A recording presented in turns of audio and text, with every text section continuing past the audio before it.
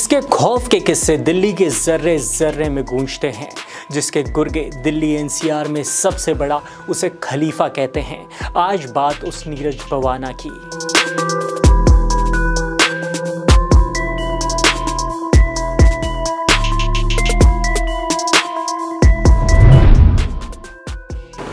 दिल्ली में एक जिला है नॉर्थ वेस्ट दिल्ली। उसी नॉर्थ वेस्ट दिल्ली में एक शहर है जिसका नाम है बवाना। उसी बवाना में 5 अगस्त 1988 में जन्म हुआ नीरज का। कहा जाता है नीरज ने 16 की उम्र में ही किताबें छोड़ बंदूकों को थाम लिया था और फिर जुर्म की दुनिया में अपना साम्राज्य बनाने लग गया था। बचपन से ही उसे एक शौक था। नीरज गुंडागर्दी करना पसंद करता था। लोगों से दुश्मनी मोल लेना उसे बहुत पसंद था और यही नीरज आगे जाके जाने लगा नीरज बवाना के नाम से। इसी नीरज बवाना के ऊपर लगभग 40 से ज्यादा मामले दर्ज हैं, वो भी भारत के 4 राज्यों में। नीरज के पिता का नाम प्रेम सिंह है। नीरज के पिता दिल्ली ट्रांसपोर्ट कॉरपोरेशन में बस कंडक्टर की नौकरी करते थे। नीरज के बड़े भाई का नाम पंकज सहरावत कहा जाता है। सबसे पहले जुर्म की दुनिया में पंकज ही आया और उसके पीछे पीछे आया क्राइम की दुनिया का सबसे बड़ा नाम आने वाले वक्त का नीरज बवाना।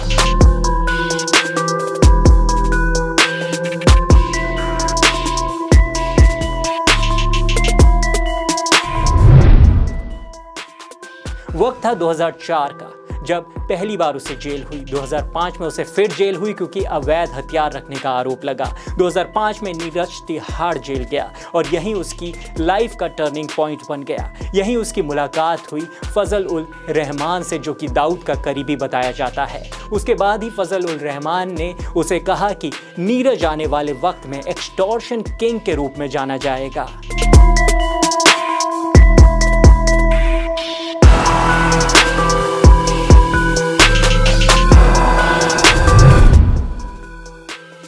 आपको बताएं, नीरज जेल में इस वक्त बंद है। जेल का नाम तिहाड़ है, लेकिन वो जेल में बैठे बैठे अपने सारे काम करवाता है और कर लेता है।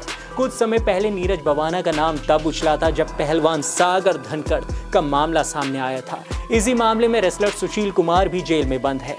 इस हत्याकांड में जब नाम उछला वो आपको मामला बताते हैं। वैसे तो नीरज का नाम ही अपराध से जुड़ा रहता है, लेकिन पहलवान सागर धनखड़ मामले में जब रेसलर सुशील कुमार का नाम नीरज बवाना से जुड़ा तो चर्चा तेज हो गई, क्योंकि सागर की पिटाई के दौरान सुशील कुमार ने नीरज बवाना के गुर्गों के साथ सोनू महाल और अमित को भी पीटा था। सोनू महाल की पिटाई का मामला इसलिए भी बढ़ गया क्योंकि ये मशहूर गैंगस्टर संदीप काला उर्फ काला जठेरी का भांजा बताया जाता है। साथ ही सोनू पर भी करीब 20 से ज्यादा आपराधिक मामले दर्ज हैं।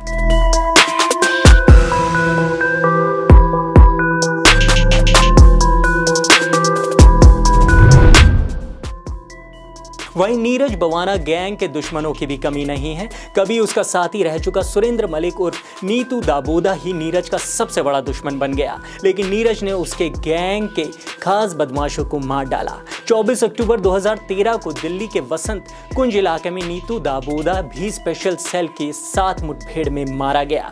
इसके बाद नीरज बवाना और मजबूत होता चला गया। हालांकि इनकी दुश्मनी के दौरान दोनों गैंग के करीब 1 दर्जन से ज्यादा लोग भी मारे गए।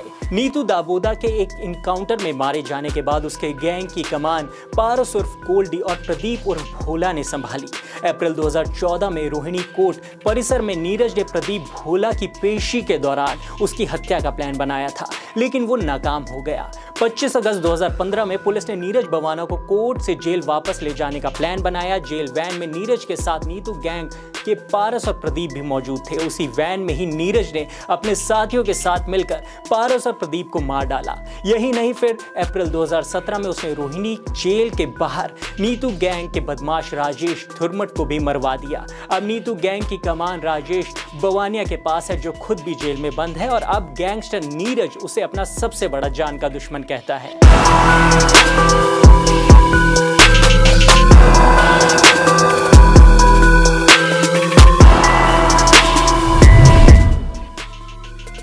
आपको आखिर में बताएं, क्राइम के साथ साथ शराब और अफीम का भी शौक रखता है नीरज बवाना। उसे सिर्फ नॉनवेज खाना पसंद है। देश की सबसे सुरक्षित जेल में बंद है, लेकिन आज भी उसका दबदबा इतना है कि लोग कांप उठते हैं।